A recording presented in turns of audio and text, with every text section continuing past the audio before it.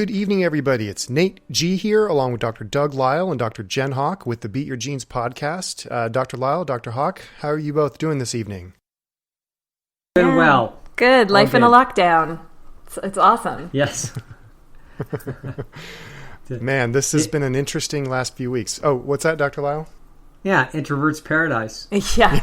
Two cats, a refrigerator full of food, acai bowls being delivered from Jamba Juice. This is really doesn't get much better. Yes, you've made great, efficient leaps forward in your life. Dr. Lisle, it sounds like you've been preparing for this lockdown for your entire life. Yes, I have been. I'm well prepared for it. It's working out. All right, what's going on?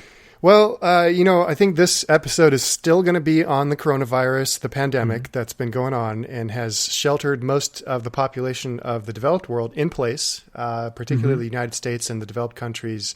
And so, we're going to keep talking about this for now. The one question, I've come up with a few questions just that as far as my mind goes, and as far as other people, our listeners who've sent me questions in the Facebook group. But one thing that has come up is that you've talked about loneliness in past shows, but it was kind of in a different context where someone may not be, willing to go out and socialize, or they just haven't found somebody yet, or found mates, friends, or trading partners. And in the pleasure trap, Dr. Lisle, I learned that every animal has its evolutionary niche. So your example was that sharks can smell a drop of blood in 1 million gallons of water, whereas humans, our niche is social behavior. So, Dr. Lisle, Dr. Hawk, what can you tell us about this current climate where we really can't socialize normally? Because I don't know about you guys, but I believe I might be close to suffering from an oxytocin deficiency. Yeah, get a dog. Yeah.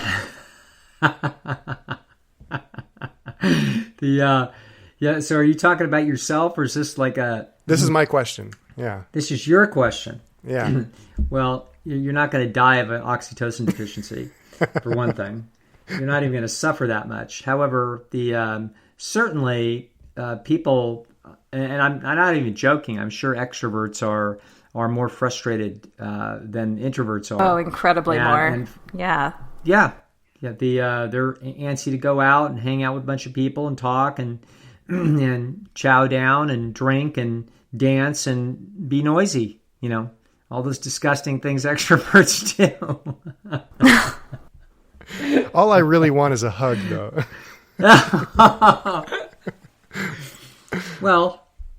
Yeah, that's well, you're this now you're up against it, Nathan, as the single guy without any attachments to animals. See, this is where the dogs and the cats come in. That's where it's at. Oh, I can't take this question seriously. You're not suffering enough. Oh, but it is a serious question. I can take it more seriously. Sure. I'm a little more. I'm not the only one that had that question. FYI. Yeah. I think it's for those of us who are a little more. I kind of identify as an introvert, even though I test slightly extroverted, but I behave in a more introverted way. Transferred. But I am. When I take the Big 5 test, I'm usually about 60th percentile on the extroverted side of the curve. And I can enjoy an extroverted experience in a way that Dr. Lisle maybe can't. He's more of a true introvert than I am. And I am not in great tune with it myself, but I definitely see it in clients and some friends who are much more extroverted, that it's hard for introverts to remember that as stressful as it is to an introvert to be, thrown into a party where you don't know anybody, or, that overstimulated feeling that introverts will easily get where they sort of start to short out because there's just too many social inputs and they can't handle it. That's similar. I mean, it's not the exact same feeling, but that's the kind of agitation that extroverts are feeling, not being able to go out and socialize and connect with people people and get their oxytocin fix and everything else. So this is just another way in which this whole episode is, it's not that it's doing anything to us. It's not changing us. It's not transforming humans. It's not all it's doing is revealing what's already there. It's whatever is there about us and our personalities and the dynamics in our relationships. It's getting uncovered and revealed and amplified, sort of exaggerated by the circumstances. And so if you're slightly extroverted, that's what's going to sort of get highlighted by this whole situation. And if you're living alone and you don't have a couple of 70-pound dogs to hug, which I do, which is my regular oxytocin drip in my life, then you are going to be feeling you're going to be feeling the absence of that without being able to distract and self-medicate with a regular stream of social activities. So it's just presenting you with the lack of a stable, sustainable esteem dynamic that was not there to begin with. And so this goes back to what we were talking about before, where when you lose, don't lose the lesson. So maybe this is a lesson, Nate, for you and other people who are feeling this way, that curating and nurturing and seeking those kinds of relationships is worth more of an investment than they've been making prior to this whole situation. Yeah, that's a good point, because I certainly, I play ice hockey, so on a couple of teams, so I can certainly text friends, and it feels a little different than actually being in person. So I guess another question, like a little side spin-off, is, does oxytocin get released if you're interacting with somebody but it's not face-to-face? I don't know the answer to that. Oh, maybe our esteemed Dr. Lisle does. Oh, yeah. Yes, it does. Yeah. And so those are signals that, as you can imagine, what it can feel like if you haven't talked to somebody that's important for a while and you hear their voice on the phone. Yeah. So that you know what that feeling feels like. Mm-hmm. And however, there is nothing really like watching somebody's facial expressions that you care about. It just isn't. And so that is how we're built. We weren't built for cell phones, and we weren't built for even for Skype. You know what I'm saying? We were built to be more fully engaged, like right in the room with people. But we can get some facsimile and some percentage of that, and we get by with it. But yeah, this is, I think I like Jen's talk about how this is sort of revealing. This is a very interesting experiment to go through, and it's an interesting thing to watch other people react to it. And I was watching some lady that worked in a hospital somewhere. She was perfectly well rested and she had time to shoot this video. And she was, I don't know what her line of work was. It wasn't a doctor and it wasn't a nurse. I don't know what it was. But she moaned for 10 minutes about how they had a lack of resources. And this just went on and on. I thought, you know what? This was actually kind of before the crisis began. And it wasn't even that bad where you were. And this whining just continued. And I thought, wow, here we see it. You know, this is an individual that this isn't the first whining this person's done. And so this is now revealing this opportunistic whiner who just can't wait to get on the balcony. And, you know, now that she's got a leverage over a worldwide sympathy of how difficult this is going to be, you know, she gets one little tiny toenail out of joint, and now suddenly it's licensed to just complain about how horrible it all is. And there was political implications in it, how badly it's been managed with the resources. And it's like, wow, try fighting or being a nurse in the Civil War. Did you see Gone with the Wind? Okay, let's get real here. There are governments at all levels, all over the world, are actually working feverishly to try to mitigate this crisis. And the complaining and the whining, you know, just it doesn't have any place in my estimation. Legitimate communication about misallocation of resources does. If the next county has, 7,200 ventilators and they don't have any clients and you're short, then squawk. But otherwise, you know what I think. Yeah. Mm-hmm. Yeah, Yeah, there's a lot of language, going around about how one of the most popular memes right now is about how, don't let people tell you that you're wasting this time if you're not being productive. It's enough just to get through it. It's enough just to survive, because we're all going through a collective trauma. So you're seeing a lot of language like this, and there's some truth to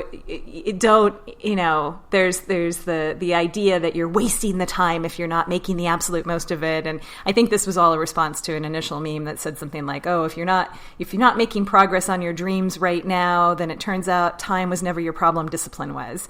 So, there's a little bit of kind of shaming and crappiness about that, and I can understand where the blowback is coming from. But at the same time, the idea that we're going through this collective trauma, like this word trauma does not mean what you think it means. This is not like, certainly there are individuals who are really up against very difficult circumstances right now, who have lost jobs, who are dealing directly with the disease, who have loved ones in the hospital. There are individual cases all over the place where people are experiencing that. But people who are insulated from that, who are just, can't find yeast at the grocery store when they go shopping, or a little bit inconvenienced, or working from home and irritated by their neighbors like I am. Like, this is not a traumatic experience. This is an irritating, inconvenient experience. And it is a time limited, irritating, inconvenient experience, because every projection that we've looked at, continuing, I mean, we feel even more optimistic today. I'm sure we'll get into this than we have in the last previous 3 times that we've talked about this, looking at the data, watching the curves across the globe, watching the projections within the United States that are coming out of the University of Washington Medical Center and elsewhere.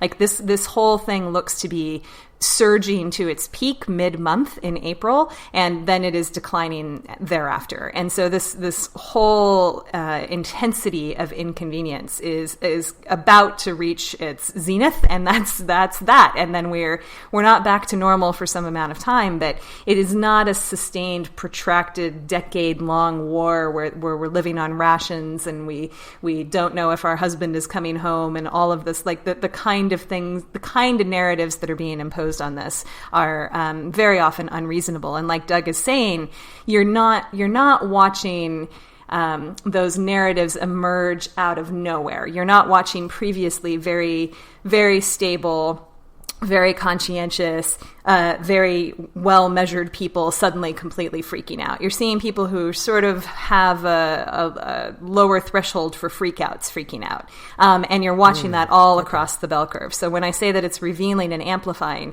it's taking your personality distortions and it's really wringing them. It's really, it's putting you under a lot of pressure. So if you do have some instability in your nervous system, this is going to be more disturbing to you. If you do have kind of a little bit of a tendency to use a situation like this to complain, like Doug is talking about, you were going to hit that complaint threshold earlier than other people will. That is not a randomly distributed effect across the population. It is mapping onto pre-existing personality trends. And so that's very much what we're looking at, both in our own experience and the people that we're spending time with. That just eliminated like 7 of my questions. That's awesome. Yeah.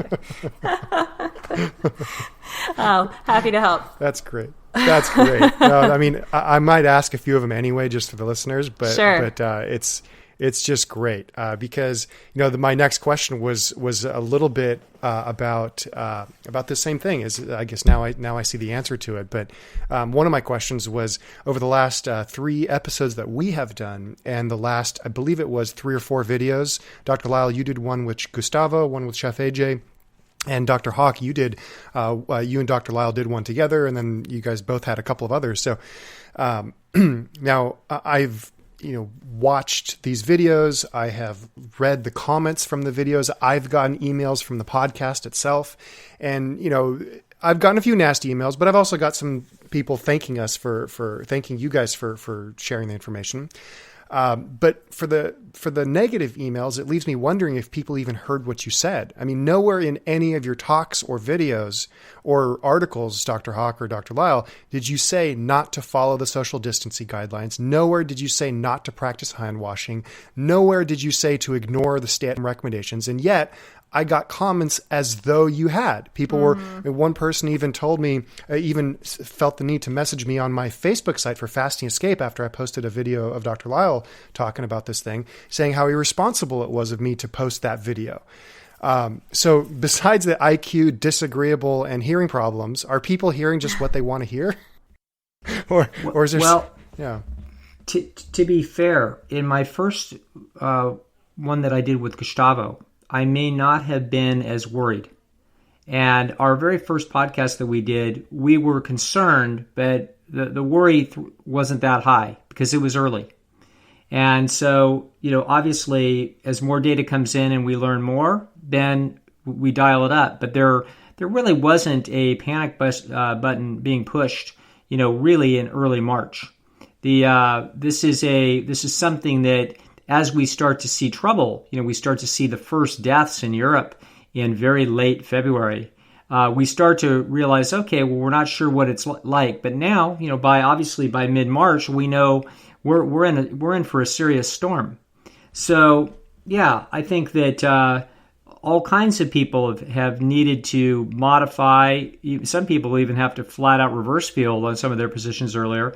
But that's, there was a beautiful response to a criticism of I think it's Neil Ferguson, the main modeler at Imperial College in England, where he was predicting enormous trouble, and his model was going down the pathway of saying, listen, we have to jump all over this thing because we could be absolutely cooked here. And I've learned subsequently that his model, I believe, was based on an estimation of a 0.9 death rate. And so that wasn't an outrageous inference based on the evidence that they had. And trust me, these people are all like super sharp. And so based on that model, they pushed the panic button in, late February, early March, whenever it was. And it was reasonable to push it at that point. And they didn't know. And obviously it's been a big deal, but it hasn't been a 0.9. Where was I going with this? Oh, so then later he comes back fairly recently, actually, very recently, I think in the last maybe 2 weeks ago or less. He came back and said, listen, it doesn't look like 500,000 of our citizens in Britain. It looks like 20,000. And he got, a lot of heat from that in the press. And a beautiful thing happened that one of a respected colleague, another really big time epidemiologist, said, listen, people, it is completely legitimate for you to change your opinion in midstream in the face of a mess. As things continue, we get better knowledge, better evidence. We are able to approximate the parameters better.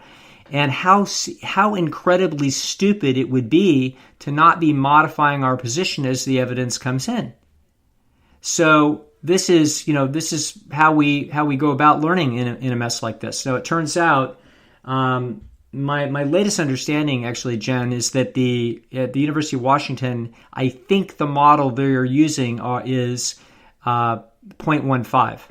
I think that's the kind of numbers that they're thinking. So not 0.1 like we might hope. 0.15. Now in Europe, the Italians and Spaniards they have older populations with higher smoking rates, so they're probably going to be about 1/3 more lethal per capita than we are. So it may turn out that if they're 0.15, we are 0.1, or it could be that if they're 0.22, we're 0.15. But whatever it is, this is now evidence that is based on much more recent data, watching this disaster for a month. And so we're honing in. That's how we learn. So obviously this is all, everybody can criticize and point fingers and But the truth is that we learn. I've had actually substantial disagreements on what I think the parameters are with people that I think are very smart and that I respect a great deal. And they're not heated. They're questioning and essentially, different people are different in terms of what it is that they fear and what it is that they think this looks like. I think as the evidence rolls in, our estimates here, by virtue of nothing other than mostly luck and a little bit of decent arithmetic, nothing sophisticated, it looks like we're probably about right. And it looks like this is going to be a really bad April. And it looks like to say something that it's had downright political incorrectness attached to it, this looks like a very bad flu, is what it looks like. It looks like essentially, if it is 0.15, which is a current excellent estimate based on top-notch people looking at this, the flu is 0.1. So that looks like a very bad flu that is visiting an entire world population that has no immunity to it, and it's racing through. So, of course, it's a very short, rapid, extraordinary event. But what the long-term issues are and the thoughts are of the people that are supposed to be managing these problems are, hey, guess what? We've got a new flu is what we've got. And it's a bad version. And as a result, we're going to have to be preparing intelligently because we just got one more additional fairly substantial cause of death added to the rolls. And that's where we are. Wonderful. Dr. Yeah, Hawk? just to add a little bit, just to kind of go back to what I heard you asking in that question, Nate, was a little bit of why people are people hearing what they want to hear, basically, and not not updating based on new evidence. And I think Dr. Lisle has significant egocentric bias in the direction of intellectual honesty. So it's one of the most intellectually honest humans I have ever met. He is willing, and I am willing to update my public stance on this issue as in the face of new evidence. Like very willing, very, very willing to reverse if called for, very willing to suck it up and eat all the humble pie that is associated with that. But not everybody is. Most people are not. So most people are in a position, and we've talked about this a little bit on the podcast before, but certainly if they're in a professional position and they're taking a big public stand and they're publishing on this and what they're publishing is associated with a certain version of events that is consistent with a more catastrophic view or a less catastrophic view. They're very incentivized to dig into that, even in the face of evidence that challenges that view. And you see a microcosmic experience of that with people even who, they're not famous data scientists, but they have a Twitter feed or they have a Facebook feed, and they essentially take a public stance on the issue, and they go up there and they associate themselves with a particular point of view, and the cost of reversing that to them is very, very high, and they create, everybody on social media creates a little bit of an echo chamber where they're seeing a lot of there's a lot of confirmation bias in what they're seeing and in their feed and what people are posting that they're coming into contact with. And there are all kinds of studies that show both the confirmation bias and the perceived cost of reversal with the status loss in the village by saying, oh, hey, my bad. Guess I was wrong. Guess I didn't know what I was talking about after all, guys. Sorry. All of those things are contributing to people just really digging in their heels around wherever they first staked out territory. And so they're going to be particularly resistant to anything that confronts that, and they're going to come at you if they have some disagreeableness in their personality with extra vitriol. Wonderful. Dr. Lisle, Dr. Hawk, thank you. That brings us to the next question, which is about social media. And so my question is do you think that the numbers of people addicted to social media, pornography, alcohol, drugs, whatever the hypernormal stimuli of the month is, do you believe that those numbers will go up after this? And I guess a hidden question is how many repeat exposures to this novel stimuli does it take for people to get addicted, essentially? I wouldn't think so, because I think we're we're so saturated in those things anyway that I think you see pretty much a population equilibrium, just like you do with the pleasure trap. Like I don't think you're going to see. I think you'll see you're basically looking at the genes of the population spread out across the population with regard to the pleasure trap, because everybody, as I've heard Doug say before, pretty much everybody's eating whatever the hell they want all the time anyway, and pretty much anybody who wants to spend all day on Facebook is already spending all day on Facebook, or already gaming all day, or whatever it is that we would be worried about emerging as an addiction during this time. So certainly some people who have lost their jobs, or who just find themselves, kids who are home from school more or whatever, they are having more repeat exposure to these things and may find themselves in a little bit of a dopamine trap with it. But it's probably just moving the timeline on that particular addiction forward. It's not creating it out of the blue. It's just ensnaring them a little bit earlier than they might have otherwise gotten there in their natural progression in life. That would be my sense of it. Yeah. People kind of don't change. So yeah, and also people don't change. Push yeah. people. Yeah, personality is essentially immutable, and that's circumstances can change, and so things can look different for a little while, and then they don't. So that's what we would predict. Wonderful. I wanted to just share with our listeners so that they understand, if they're trying to look at data and trying to understand for themselves kind of what we're saying versus what they may be seeing in headlines. I knew, by the way, a few days ago, I knew that U.S. was going to go over 10,000, and I knew it was going to be a headline. And sure enough, I booted up the next morning, big headline, over 10,000 deaths, So it's going to, one of these days, it's going to go over 100,000 for the world, and that's going to be a big, trumpet is going to be going off on that. So what I want people to do is they look at those numbers, and they may not have a lot of facility for stats, and they're not that interested, but they're interested enough that they're looking, and they're essentially gaining impressions that are coming from media. I want you to understand, when you look at a graph, if you get one thrown in your face, that there's two very different graphs in the world. One of them is essentially meaningless, and the other one means everything. And the first one is going to be what we're going to call a cumulative distribution. So I want you to imagine if you had a car dealership and you sold, $100,000 worth of cars a month. It's just a little lot, and you sell 5 or 6 cars a month. And you were to take data on this in a graph. And so in January, your total sales was 100,000. And then in February, when you marked February, it was the cumulative sales. And so you sold 100,000 in February, but the February score is 200,000. And then March, it's 300. And you can imagine, look at the bar graph as we go from January on the horizontal axis, on the x-axis, and then move it out to the right, January, February, March, April, May, all the way to December. And look at this little stepping stone as there's another 100,000 every month, and it keeps going up and up and up and up. And by December, we're at 1.2 million. And if you were naive and didn't understand what you were looking at, you'd be saying like, wow, things got really booming in December. It's like, no, they didn't. It was just like it was in January or March or any other month.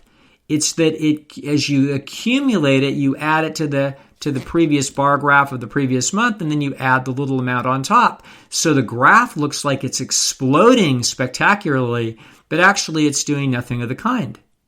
So the appropriate way to look at it is to look at it, per unit of time. So for example, how many sales are you making each month?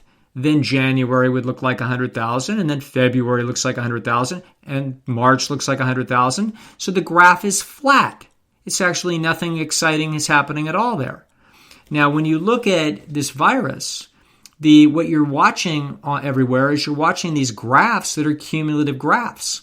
They're sort of interesting, I suppose, just to give you an overall scope of how big the problem has ultimately been, but it's not telling you anything about the process. The process is what's everything here, folks. And so that you need to look at the daily graphs. And so if you go on a thing like Worldometer and you go by country, you have to go down into the data set and look at the daily, for example, the daily deaths. If you do that and you go to Italy and Spain, which are two of the largest, most affected countries, you will see beautiful emergence of bell curves. Now, it's hard to call a bell curve beautiful when we're talking about deaths, so maybe I shouldn't call it beautiful. But you're going to see a pattern that is intrinsic to the nature of the problem, which is a bell curve. And Jen talked about this earlier. And you're going to see that Italy and Spain are well past the middle of the bell curve. They are in their last third of this mess, folks. The mess started on March 1st. It's early April, and they've got a couple of bad weeks to go, and then they'll be finished. The same thing will happen in the United States. You're already seeing it in states that have hit their peak that had it early. Washington State. If you go look at the curve for Washington State on the daily caseload and the daily resource load, you can see clearly it's on the downslope of that bell curve. Right. The utility of this is to understand that this is not an out-of-control phenomenon. Right. It's not an endlessly increasing process. Mm-hmm. No, it's not an endlessly increasing process. So looking at the wrong graph can have you very intimidated and very reasonably, very much more anxious than you need to be. If you look at the graph as it is, you understand we need to hunker down for a hard rain for the next 3 or 4 weeks. Be careful, be smart, keep yourself very reasonably protected. But this thing is going to be over, and this will probably go to an extremely important component of this issue, which is obviously the economics. So, like how as you sit, possibly unemployed or have dwindling savings, etc., and you're wondering what on earth is the future holding. This is pretty bad. Okay, it is, but it's very time limited. And so things are going to change, and they're going to change for the better, and they're going to change for the better really quite rapidly.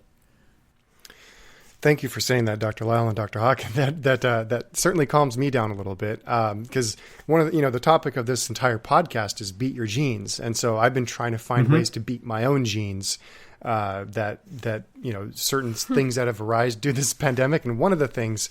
I don't talk my own politics very often, but maybe this question, Dr. Hawk, you can answer as well as Dr. Lisle.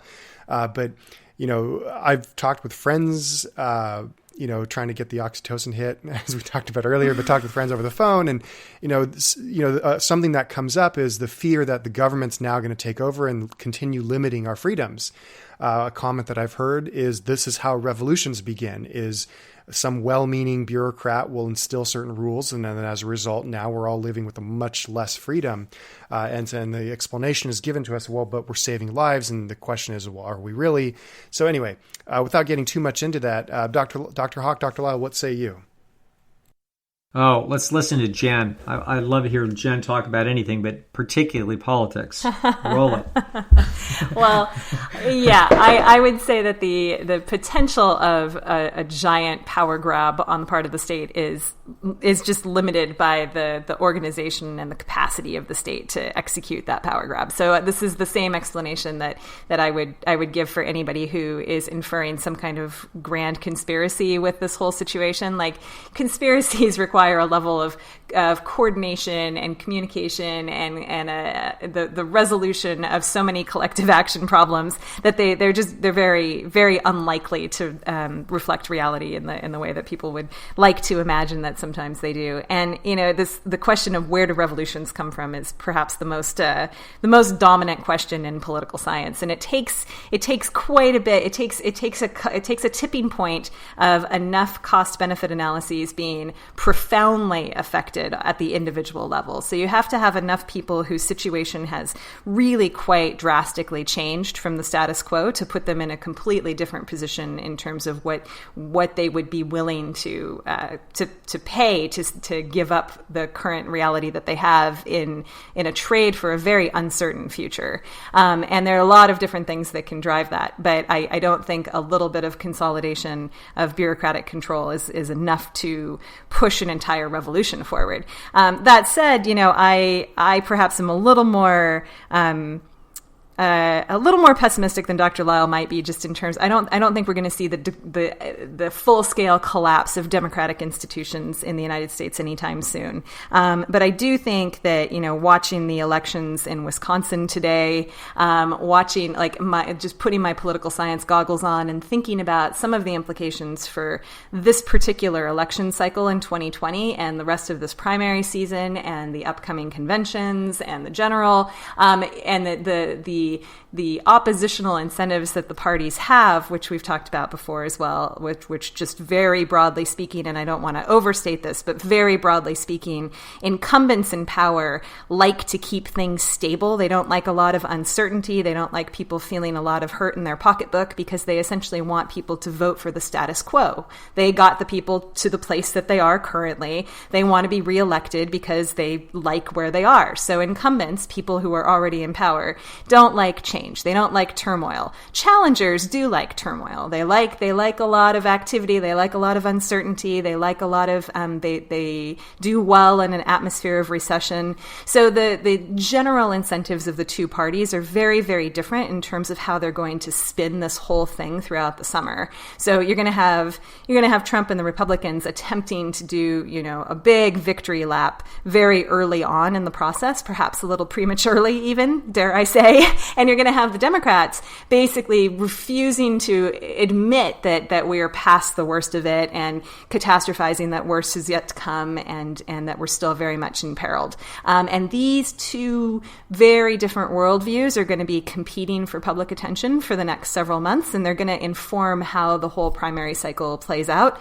And I don't think anybody can make any really good predictions about that. I think we're facing really uncharted waters there. And the case in Wisconsin today that was leading to a lot of systematic deprivation of people exercising the franchise. It raises interesting political concerns that we really haven't ever dealt with before. So I don't think that's enough for a quote unquote revolution. But I do think it's enough that, we're going to have to revisit some of these institutions that we have assumed to be incredibly stable and unchanging for a very long time.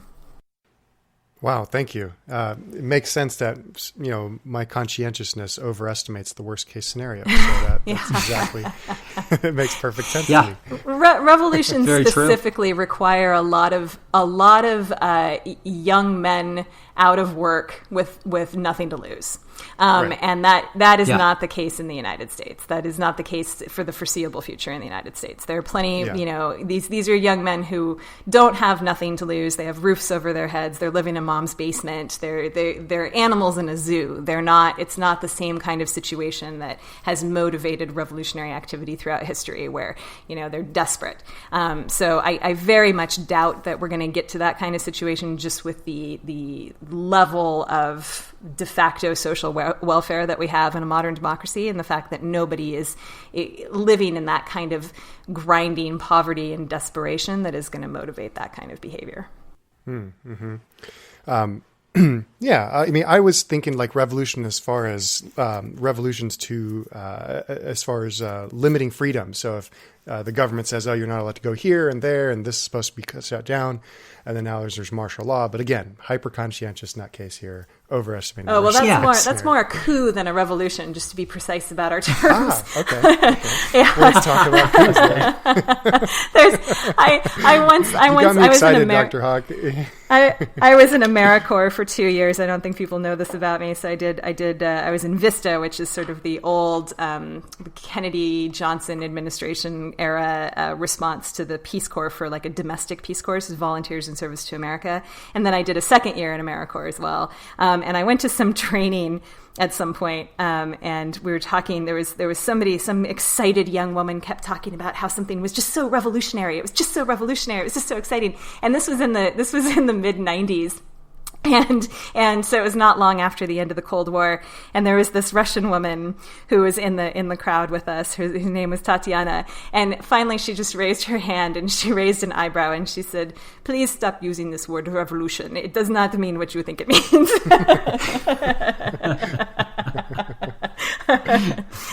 She was very displeased. This is a precise term that has grand meaning in a Soviet context. So, yeah, I don't think you're. I mean, yes, I don't think you're going to see that kind of exercise of military power either. At least not with the current situation anytime soon. Not to say it's not possible, but not in the current context. Well, I guess. However, one of the things I would say, Nathan, and that is that you could have certain things put in place, and that probably should be put in place, that for dealing with an epidemic, and so I think we've seen actually this has been a world stage for some things that will be analyzed in the future, and we're going to try to learn a lot. One of the things that's astounding to me as I stare at the data is I look at Singapore, Hong Kong, Taiwan, Japan, and South Korea, and China itself. But we don't necessarily trust the data from China, but we can trust the data from those other places. And what we see is an unbelievable performance in the face of this. So they are, and Jen would explain that this has a lot to do with the structure of their government and the government powers that exist. The United States is way free, and as a result, we have. She used the term. I'm embarrassed to say. She's been using the term federalist on me. What do you call it? Federalism. Isn't that the term? Devolved Federalism. authority. That's what it is. Yeah. So we're not a central. It's not a central authority structure in the United States for the most part. You have a lot of state autonomy. So you have some kind of regional autonomy. So a lot of countries have that, but the countries that you're talking about that have had, a very what we would call efficient response, very sort of quick, efficient, uncontested response to dealing with this. Those are countries that are much more top down. We may not classify them as authoritarian per se. They might be technically democracies, but they're much more centrally organized. They can move much more quickly. They don't have the kinds of checks and balances that we do either at the federal level or at the state level. So you're going to see a much more coherent response, and they're able to move much more quickly and much more effectively once they come to a plan and a decision about a crisis. And from what I understand, that's why the government was set up like that, to maximize freedoms, right? So that the government can't take over very quickly. And so this is why it's obsessively interesting for data nerds like us to look at the numbers coming out for different states in the United States and the different predicted outcomes that you're seeing. So it's not all a reflection of how the virus is traveling. Some of it is. Some of it maps onto the actual contagion process, but some of it has a lot to do with how aggressively states are pursuing social distancing, how quickly they responded. All of these things have impacts on when they're going to hit their peak, what their peak resource use looks like, and you see very different results than in Washington, which basically has seen the worst of it and has declined, than you do somewhere like Florida, which is very slow to take the memo and to take action and to lock itself down, and has a much more vulnerable population. So this is kind of a natural experiment that is happening at the federal level that is going to be fodder for many future political science dissertations. A lot I'm of sure. Disagreeable New Yorkers go to Florida. Yeah. Sure. I mean, that's a non-trivial effect, that the spring break effect, I mean, it's absolutely, this is part of it. And that does, I mean, you're pointing out earlier that we've never said that social distancing was a bad idea. Of course we haven't. Social distancing is a fabulous idea. We're both practicing it ourselves, as are you, Nate, as you've told us with your oxytocin deficiency. And I think it's a very important measure to take, and we're absolutely fully endorsing that. We're just also trying to keep a very broad perspective of the behavior of a pandemic along a bell curve, and the fact that no matter how much social distancing you're practicing, that curve is going to look like a curve anyway, and that even to the degree that some states are not as aggressive as others, it's still not a full-blown catastrophe. So because the death rate is not what it was earlier reported to be. Because the just like you don't want to be looking at the wrong cumulative curve when you're trying to make sense of this, you also don't want to be looking at a headline on CNN or on a post that somebody's sharing on Facebook that's a headline that's derived from the wrong kind of graph. So people just need to be very discerning about their information environment and make sure that they're really understanding what information they're looking at and what kind of data it's coming from. We were talking earlier about the Ferguson model, and it reminded me that very early in grad school, the stats guru who teaches the sort of advanced quantitative methods class, his name's Gary King. He's an extraordinary quantitative methodologist. He is notorious for going up to the board on the first day of that class, and he draws a little stick figure. This is after Dr. Lisle's heart, really. He draws a stick figure, and he points to it, and he says, "What's that?" And everyone sort of looks at each other and like, I don't know, it's a man, it's a person, it's a human, I don't know. He says it's a model. That is a model. That is a model of reality. And that's all we're dealing with. The model is only as good as its assumptions and the information that you're putting into it. And a lot of these models have been wrong, and the people who have published them have really doubled down and refused to adjust them. And those are continuing to fuel erroneous headlines. So people just need to check yourself before you wreck yourself. However, one of the things that I consider this, when tragedies happen at various degrees in individuals' lives, including my own, I've learned, because I've had essentially a bird's eye view of so much of it as a psychologist for 30 years. And that is that this isn't always the case, but it very, very often is the case. And that is that the worst thing that happened is the very best thing that could have happened. So we find out that, your wife was cheating on you and you were in love with her, and yet, so she's leaving you, and you're broken and heartbroken, and you feel like that's the worst thing that ever could have happened. But the truth of the matter is that it was an underlying mess that you didn't see.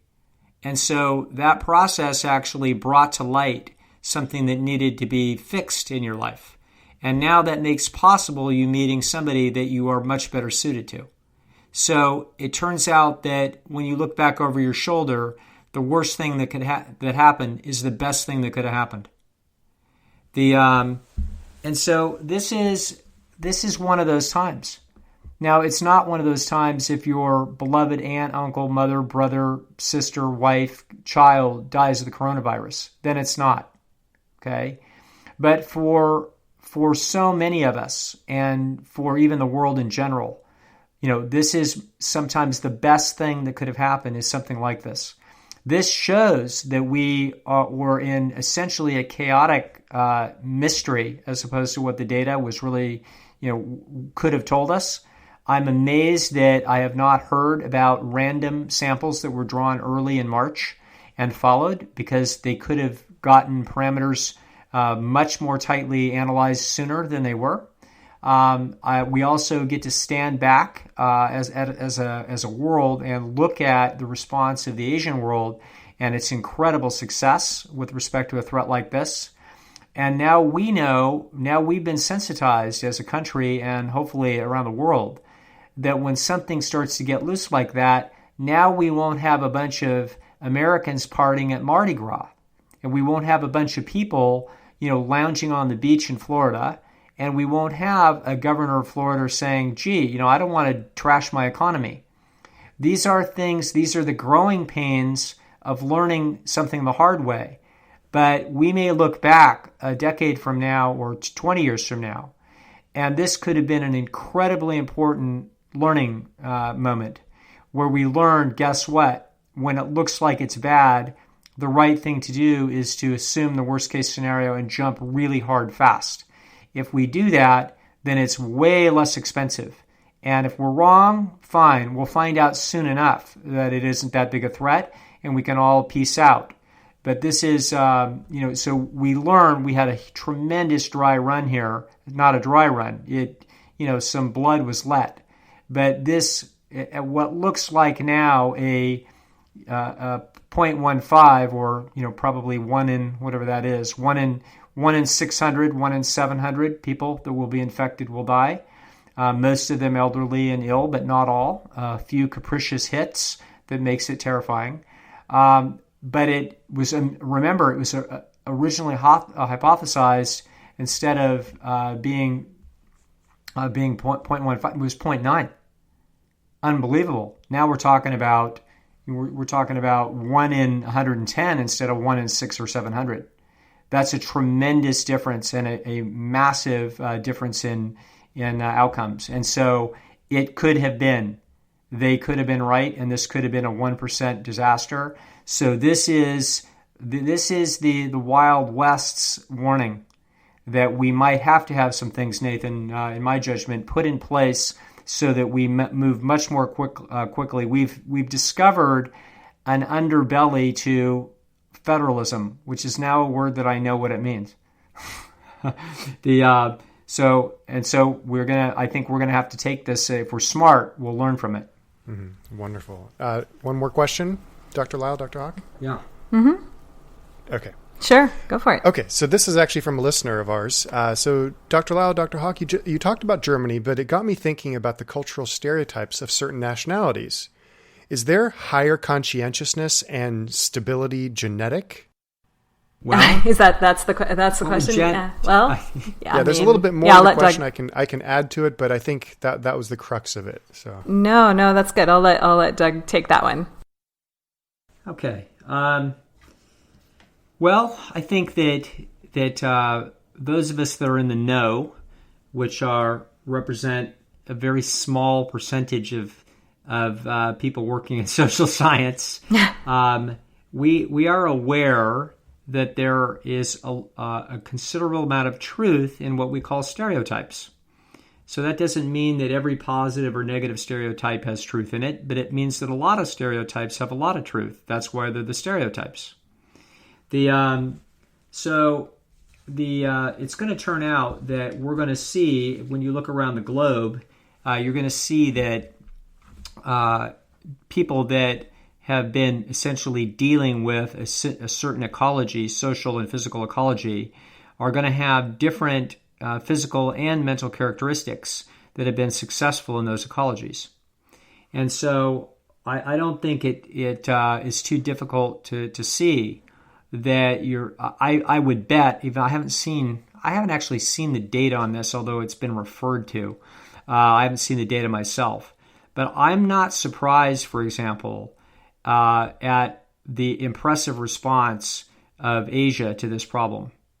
The high conscientiousness and the essentially the sort of lack of rebelliousness and willingness to play on the team and be very conscientious about directions, that makes sense to me, and it makes sense to every teacher that has ever taught diversified peoples. And the Asian students are likely to be very studious, very conscientious, and are going to be paying attention to what they're supposed to be doing. So there's going to be other peoples of the world are going to sometimes be less that way. There's going to be a fair amount of independence and rebelliousness that you're going to find, for example, in the average American and the average Northern European. And so that's not going to be too surprising. You're going to find differences all over the globe on continents that are going to reliably be associated to some degree with differences of groups of peoples. So this has been explored. This isn't just sort of armchair talk. This has been well documented, and you'll see documentation of this in Charles Murray's outstanding book, Human Diversity.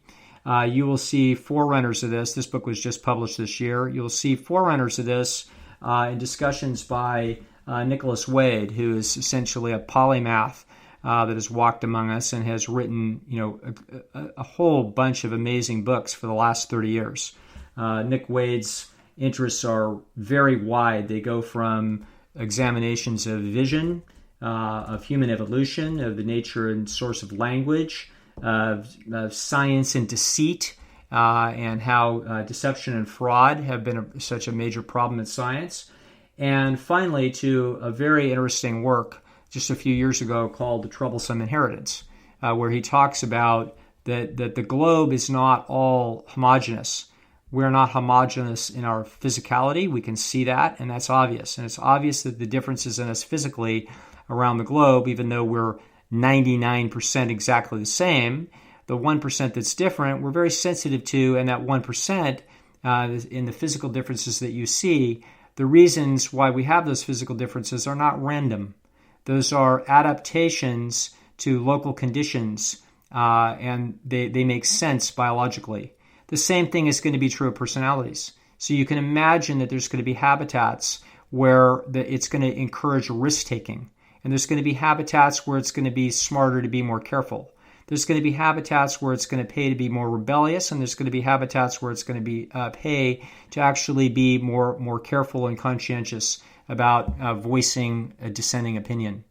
There's going to be habitats where it's going to be more useful to be more extroverted and where it's going to be more introverted. And this is how it is. And so we're seeing partially in response to how it is that the world has dealt with a large, wide sort of theoretical crisis, because if it's not right in your front yard, you're having to take somebody's word for it. And then the response of how quickly people respond to what their government tells them to do, and how inconvenient that is, or how difficult, and how much sacrifice is involved. And you're going to see that, of course, some of this definitely has to do with the histories of the individuals and their culture, but it's also going to have to do with the genes. Certain kinds of genes are going to be more statistically likely to have certain reactions than others. And so I will bet you that the people that were having a grand time in Mardi Gras and the people that were having a good time on the beach in the middle of this crisis are not the same in terms of their conscientiousness, extroversion, etc., as the people that were doing exactly what they were told to do by their government and making sure that they follow directions carefully. I think that that doesn't make anybody better or worse, but it makes one set of people, one type of individual, better with respect to a specific adaptive problem. So this was a novel adaptive problem, and we watched the genes have a say in how different peoples took it on and how they managed it. Yeah, so it sounds like the people in... Well, no, I'm not going to put that on the podcast. So, yeah, Dr. Lisle, Dr. Lisle, Dr. Hawk, thank you very much. I said enough to hang myself. All right. Well, thank you guys very much. All right, Jen, you want to add anything? Yeah, Dr. Hawk, do you have keep your distance? No, I think that was a good summary. I wrote about this in the first newsletter that I sent out, the of Personalities in Pandemics newsletter, which is very, making the same observation that Doug is, which is that, how people, not just how they respond to a particular situation, i.e. whether they're going to go party for spring break on the beach or not, but also sort of what they're sitting at home pontificating about as what the strategy should be for everybody. That is emerging from the egocentric bias of their own personality. So people who are much more conscientious in any context are going to be leaning towards social distancing much earlier, before all of the evidence is in. They're going to congregate around that solution just naturally, because it's emergent from the conscientiousness in their personality. It's going to take the less conscientious people a little more evidence, a little more fear to come around to the same kind of social prescription. It doesn't mean that they can't get there with the right CB, but they're not going to naturally land there right away like the highly conscientious people will. And you saw that. You saw that filter through the way that people were expressing opinions about this back in January and February. And if you had the social scientist tools to map that social media conversation onto personality characteristics, both in the US and across different cultures in the world, I don't doubt for a second that you would see very high correlations with these personality traits that would be absolutely linked up with particular social prescriptions.